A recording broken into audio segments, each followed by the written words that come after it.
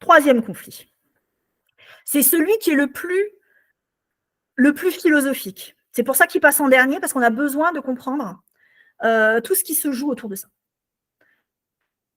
Ça vous est tous arrivé, j'imagine, d'avoir envie de faire un truc, d'avoir envie de passer à l'action, de ne pas y arriver, de procrastiner, de rêver un grand truc, un beau truc, et plus c'est grand, et plus c'est beau, et moins vous y arrivez, et plus vous êtes terrassé par votre sentiment d'impuissance, par votre plainte, par votre sentiment de honte, par votre paralysie.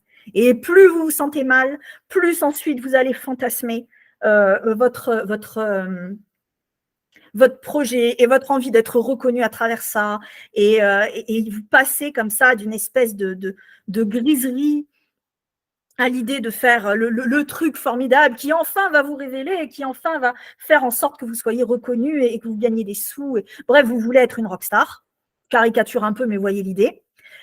C'est comme, voilà, comme les ados, travailler le bac, c'est trop dur, mais rêver qu'on va être une rockstar, ça, c'est cool. Et plus on se sent impuissant à préparer son bac, plus on rêve d'être une rockstar. Voilà, bon ben, on se moque un peu des adolescents qui font ça, mais nous, on fait pareil après, hein, pas se leurrer. Hein.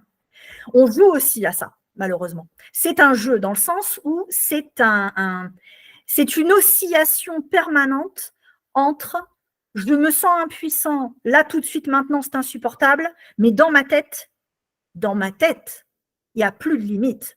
Dans ma tête, je rêve que j'ai des pouvoirs magiques. Dans ma tête, les trucs se font en claquant des doigts. Comme le ménage dans Blanche-Neige, parce que c'est les petits oiseaux qui le font à sa place. Moi, je rêve de ça. Hein.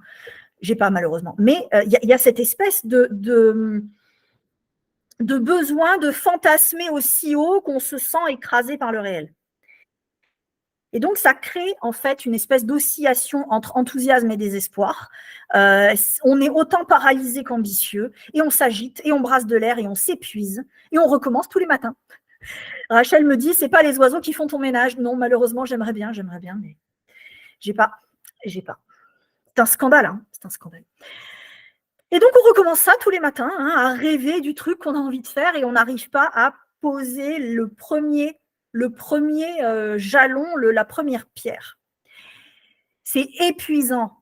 C'est-à-dire qu'on a l'impression de rien faire, mais c'est pas vrai, on ne fait pas rien, on brasse de l'air, mais brasser de l'air, c'est fatigant. C'est-à-dire qu'on n'a rien foutu de concret, et pourtant, on est épuisé. Si seulement on foutait rien, si seulement on passait ses journées en vacances. Mais même pas, c'est pas des vacances, c'est de l'enfer intérieur. Ça n'a rien à voir avec des vacances. Alors, on continue. Si ça vous parle, je vais vous dire ce qui se passe derrière. Ce qu'il faut bien comprendre, c'est que le petit enfant, quand il naît dans une famille, il oscille entre deux trucs. C'est que premièrement, il est impuissant, c'est normal, il est enfant, il n'a aucun pouvoir concret sur sa vie, mais en même temps, il se prend pour le centre du monde. Et c'est normal, c'est la construction c'est une période comme ça de sa vie où il ne peut pas se décentrer de lui-même parce que il n'a pas les structures psychiques nécessaires pour se décentrer de lui-même, et en même temps, il n'a pas de vrai pouvoir sur sa vie. Et normalement, s'il est dans un système éducatif qui est suffisamment sain, suffisamment bienveillant, suffisamment structurant, il va petit à petit apprendre à gagner en autonomie sur sa vie et en même temps à se décentrer de lui-même. Ce qui veut dire qu'il va pouvoir avoir des idées tout en sachant que si les idées commencent à aller trop du côté du fantasme, il est capable de faire la différence avec le réel et il est capable d'avoir du pouvoir dans le réel. Mais ça c'est quand ça se passe bien. Quand la réalité de la vie familiale ne permet pas ça, qu'est-ce qui se passe? Pour compenser le sentiment d'impuissance, on va se réfugier dans le fantasme. Par exemple, vous avez tous entendu des histoires comme ça. Plus on trouve insupportable d'entendre ses parents crier toute la journée, plus on va se créer un monde dans sa tête où il se passe des choses, où on a un total pouvoir dessus. C'est-à-dire qu'on n'a aucun pouvoir dans le réel et ce qu'on vit est insupportable, mais dans sa tête, on est le roi ou la reine. Et c'est normal, hein, c'est un mécanisme de défense, hein, c'est tout à fait normal de faire ça, sauf que si on reste coincé là-dedans toute sa vie, à un moment donné, ça a un impact concret sur sa vie réelle. Donc, Pour compenser son sentiment d'impuissance, on se réfugie dans le fantasme, et plus on a du mal à se décentrer de soi, plus on va s'enfermer à l'intérieur de ce fantasme, et pendant qu'on fait ça, on ne cultive pas son vrai pouvoir dans le monde réel. Et c'est comme ça, moi je fréquente beaucoup de gens qui sont auteurs, qui sont écrivains, et qui vous disent qu'ils ont des idées formidables de romans, où il se passe plein de trucs, où c'est passionnant, et puis ils sont incapables d'écrire une ligne. Mais dans la tête, c'est beau, hein. Dans la tête, c'est parfait, hein. C'est le prochain prix Goncourt. Mais c'est impossible de faire la première ligne. Donc, on a bien un monde fantasmatique où on n'a aucune contrainte, parce que dans la tête, on peut inventer tout ce qu'on veut. Et dans le réel, on se sent impuissant. Et pour construire un projet, ne serait-ce que pour pouvoir écrire son roman, moi j'essaie d'en écrire un en ce moment, je peux vous dire que c'est gratiné, c'est pas facile, hein. On a besoin d'apprendre à cultiver ses idées dans la rêverie, dans le fantasme, sans s'y perdre.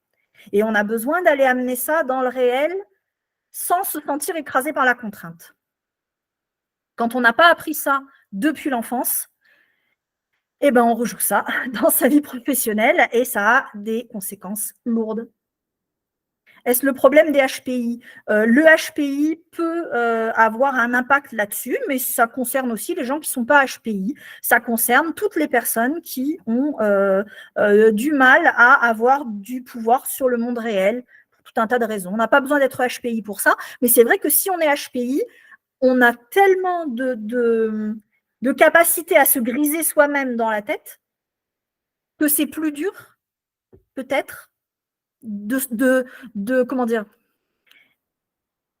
c'est plus dur de lâcher la jouissance. Il y a une jouissance à être dans sa tête et à inventer des idées et à avoir mille et un projets. Il y a une espèce de griserie comme ça où on s'étourdit soi-même on s'étourdit soi-même de son pouvoir psychique et dans le réel, il ne se passe rien. Qu'est-ce que j'entends par se décentrer de soi concrètement?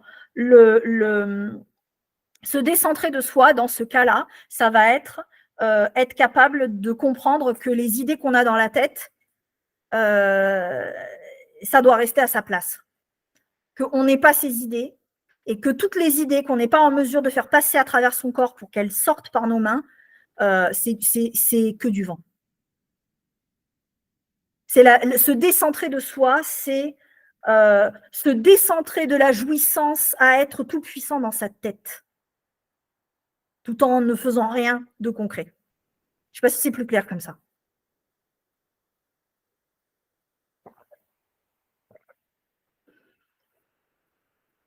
Hop, je continue. Ouf. Donc, quel impact ça a, ce truc-là, sur votre vie professionnelle? C'est simple, vous êtes paralysé et perfectionniste en même temps. Donc, vous voulez que ça soit parfait et vous ne pouvez rien faire. Donc, c'est l'occasion d'avoir un niveau de stress faramineux et à temps plein, déjà. C'est épuisant. Rien que ça, c'est épuisant. Et donc, toute cette énergie que vous ne pouvez pas retourner, que vous ne pouvez pas exprimer dans le réel, elle va se retourner contre vous. Ça veut dire que vous allez stresser, vous allez souffrir, vous allez pester contre vous-même parce que vous allez vous dire des horreurs, que vous êtes nul, que vous n'arrivez jamais à rien, et voilà. Toute cette énergie-là va se retourner contre vous. Vous vivez des montagnes russes émotionnelles. Un coup, c'est l'enthousiasme absolu du rêve. Après, c'est le désespoir absolu du réel. Puis on monte et on descend et tout ça, c'est épuisant. Et pendant qu'on fait ça, on n'a pas d'énergie pour concrétiser les choses. On vit dans la honte, bien sûr, puisqu'on concrétise rien et qu'on n'avance pas. En plus, on regarde les autres avancer, puis nous, on n'avance pas, on ne comprend pas pourquoi. Hein. Et tout ça, ça fait des burn-out à force d'agitation mentale et physique. Et dans tous les cas, en plus, vous ne concrétisez pas les choses. Et vous avez l'impression que tout le monde avance, sauf vous, et vous ne comprenez pas pourquoi. Si encore vous passiez votre temps à vous reposer, c'est une chose. Mais là, vous ne vous reposez pas. Hein. C'est pas reposant, ça. Hein. C'est de l'angoisse, c'est du stress, c'est de l'agitation. C'est pas du repos. Hein. Vous reconnaissez ça? Ce genre de situation-là qui tourne en boucle? Rachel me dit, mais ça suffit de raconter ma vie psychique à tout le monde. Eh ouais, désolée. Mais c'est la mienne aussi. Hein. Moi, j'ai fait ça pendant 20 ans. Hein. Si je vous en parle comme ça, c'est parce que j'y suis passée et bien longtemps. Mais j'en suis sortie et j'en suis heureuse. Et je vous souhaite de pouvoir en sortir vous aussi. Alors, la suite. Et oui, avec des ruminations, bien sûr, parce que ça, c'est l'énergie qui se retourne contre soi, les ruminations. Alors, la suite.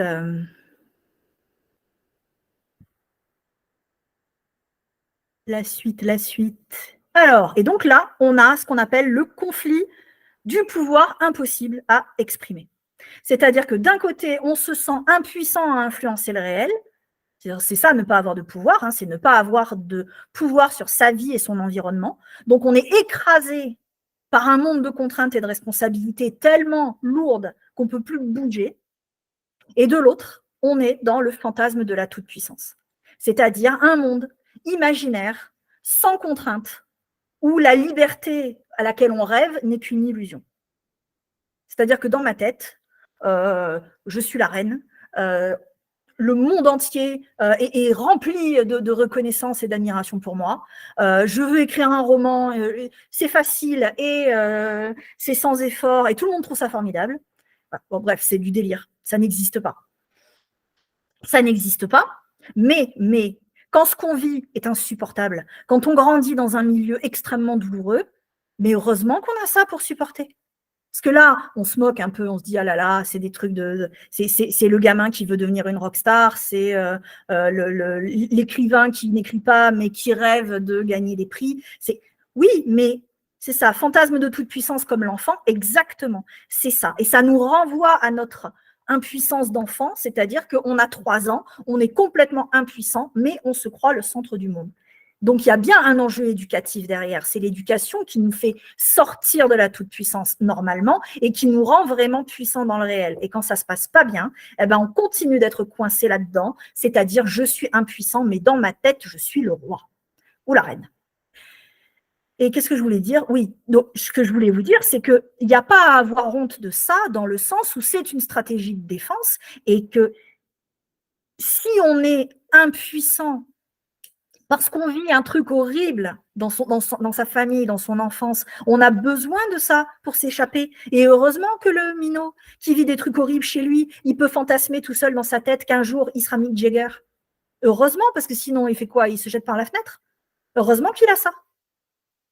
Et donc oui, Virginie me dit, et on ne grandit pas émotionnellement. Oui, effectivement, notre rapport au pouvoir, à ce qu'on s'autorise à faire ou pas, dépend de notre niveau émotionnel. Et quand on est coincé entre impuissance et toute puissance, eh ben, on n'a pas les moyens de sortir de ce piège-là.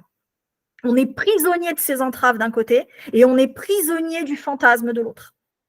Et dans les deux cas, eh ben, on ne sait pas où se mettre pour assumer son influence sur le réel d'une façon qui soit juste pour soi, qui soit juste pour l'autre.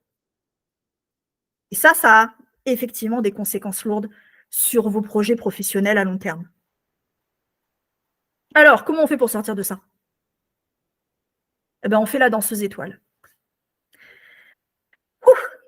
Comment on fait? On cherche à assumer le juste équilibre entre ressources et contraintes. Ça veut dire quoi? Il faut apprendre à canaliser son pouvoir entre toute puissance et impuissance. Je prends l'image de la danseuse parce que c'est ce qui, je trouve, matérialise le mieux cette image-là. C'est-à-dire que pour faire ce qu'elle fait, la demoiselle, là, elle a besoin de mobiliser à un instant T toutes les ressources qu'elle a pour lutter contre une contrainte qui s'appelle la pesanteur. Je ne sais pas si vous connaissez un livre qui s'appelle La pesanteur et la grâce de Simone Weil. Elle explique que la grâce, c'est la lutte contre la pesanteur. La danseuse étoile, pour tenir comme ça, dans un mouvement gracieux qui permet d'être tournée vers l'autre parce qu'elle nous offre un spectacle. Donc, elle met son pouvoir au service de quelque chose. Elle le met en mobilisant toute sa ressource dans le réel, parce qu'elle le fait pour de bon. Elle n'est pas dans sa tête. Elle tient vraiment sur 2 orteils là. Mais elle le fait en assumant la contrainte qui est la pesanteur. Elle est capable de le faire. Je ne sais pas si vous êtes capable de faire ça, pas moi. Donc, elle est bien en train d'assumer son pouvoir à elle, elle n'est pas seule à pouvoir le faire, mais les gens qui savent le faire sont très, très rares. Et elle le fait en se tournant vers un but qui fait sens parce qu'elle nous offre un spectacle. Et le chirurgien, avec son bistouri, il fait la même chose. Hein. Il va mobiliser sa ressource pour accomplir quelque chose qu'il est le seul à pouvoir faire ici et maintenant, et il le fait en assumant la contrainte qui va être la sienne. Je ne sais pas, je ne connais pas assez bien les contraintes des chirurgiens, mais vous comprenez l'idée. Il n'est pas dans sa tête en train de dire « moi, je sauve des vies ». Non, il est en train de le faire pour de vrai. Il est en train de le faire pour de vrai ici et maintenant, et il assume de mobiliser toute sa ressource et d'assumer la contrainte qui va avec. Et bien, cette dynamique-là, c'est celle qu'on peut retrouver dans tous les métiers, et c'est ça le leadership. Partout, on va vous dire, oui, le leader, c'est celui qui il se lève tôt, il fait des squats, il lève la tête, il gonfle le torse, il se souvient des prénoms quand il parle aux gens, et puis il les regarde dans les yeux. C'est des conneries, ça. Ça, c'est des conneries. C'est des effets superficiels. Le leadership, c'est celui qui arrive dans sa vie à lui, dans ses projets à lui, à mobiliser toute sa ressource dans le réel pour aller dans un sens précis et qui le fait en assumant la contrainte et même en transformant la contrainte en ressource. C'est-à-dire que la pesanteur contre laquelle la demoiselle est en train de lutter là, c'est ça qui lui permet d'accéder à la grâce. Chloé me dit « Le lourd est la racine du léger ». C'est une citation de Lao Tzu, c'est très beau, c'est très juste. Merci du partage, Chloé. C'est exactement ça. C'est exactement ça. Eh bien, assumer son pouvoir, c'est ça. Et on ne peut le faire que depuis sa juste place. Et elle, quand elle fait ça, elle habite sa place, elle habite son corps, et elle le fait en étant tournée vers un projet plus grand qu'elle, c'est-à-dire la construction d'un ballet global qui sert de spectacle à un public. C'est pas elle toute seule, son nombril. C'est pas moi toute seule dans ma tête, je suis la plus belle, je suis la reine, regardez ce que je sais faire. C'est une ressource mise au service d'un projet plus grand qu'elle qui est tourné vers le social parce qu'elle fait ça habiter dans la cité.